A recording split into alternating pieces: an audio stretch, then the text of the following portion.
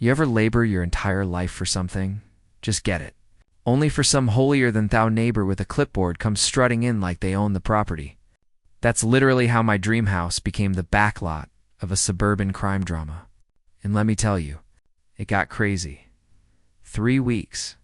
That's how long I got to appreciate my new home, a quiet place with tall trees, a front porch ideal for morning coffee, and the sort of silence you can't put a price on. Then the SUVs came. 3 of them, black windows tinted. They rolled up my driveway like it was a raid. 6 guys in tactical vests jumped out in perfect sync, followed by the woman I'd been battling since day one, Nancy Dillard, clipboard in hand, arms crossed, smug smile that said she thought she'd just won. "You're in violation of neighborhood regulations," one of the guys barked. "We have a warrant for your removal." Yeah. They had no idea who they were messing with. Let's go back. When I purchased this home, I went out of my way to ensure there was no active HOA, no lawn patrol, no power-mad neighbors. The first day I got settled, I hadn't even opened the kitchen when Nancy showed up like a bad guy character from a low-budget Hallmark film. No hello neighbor, just a glare. Next morning, red tags stuck on my door: infraction 1, non-compliant mailbox, violation 2, unauthorized landscaping, violation 3, no registration with HOA. What HOA?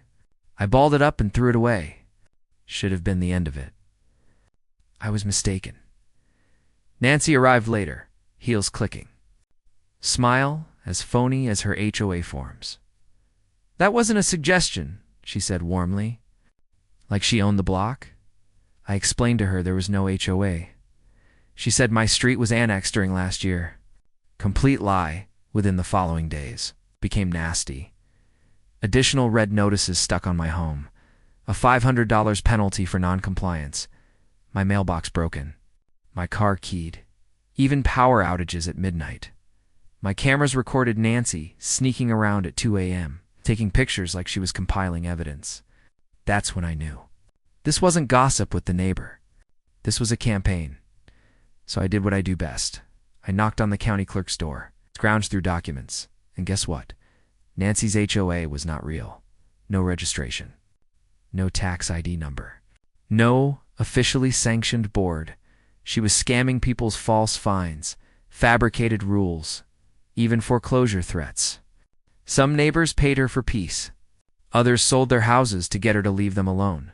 And those officers she kept sending? Not city officials. Not even security. Just hired goons and knockoff badges. I confronted Nancy with the paperwork proving her whole operation was fake. She smiled. "You can try," she said, "but you're outnumbered." Behind her stood 4 of her compliance officers. The same guys who'd been creeping around my property at night. They didn't notice the real badge under my jacket. That evening, I replaced my cameras.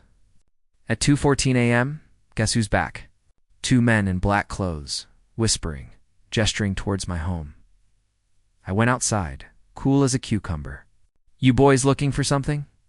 They babbled something about a routine compliance check. At 2 o'clock in the morning, I instructed them to depart. I was aware that the grand finale was imminent. 2 days later, the black SUVs came again. Tactical equipment, clipboards. Nancy commanding them like she was commanding an SOH unit. "You're in default," one man said. "We have a warrant for your eviction." He offered me a folder full of bogus legal papers with HOA. Headings. Nancy folded her arms. "We gave you every opportunity, Mr. Ryland. You made this choice." I remained calm. To calm, their uniforms didn't match. Their poses memorized. They'd seen too many police dramas, so I flashed my badge. "Chief Ryland, local PD." Silence. The red slid from Nancy's face, impersonating a cop. "Felony? Attempted break-in?" "Felony. Forgery. Felony in queue as always." Actual sirens filled the air. Squad cars screeched in. My officers swarmed out. The imposters dropped their equipment quick. He attempted to flee my stake. My lieutenant knocked him off his feet so hard he ricocheted off the sidewalk. Nancy stood frozen, still gripping that clipboard as if it were a magic shield. We cuffed them.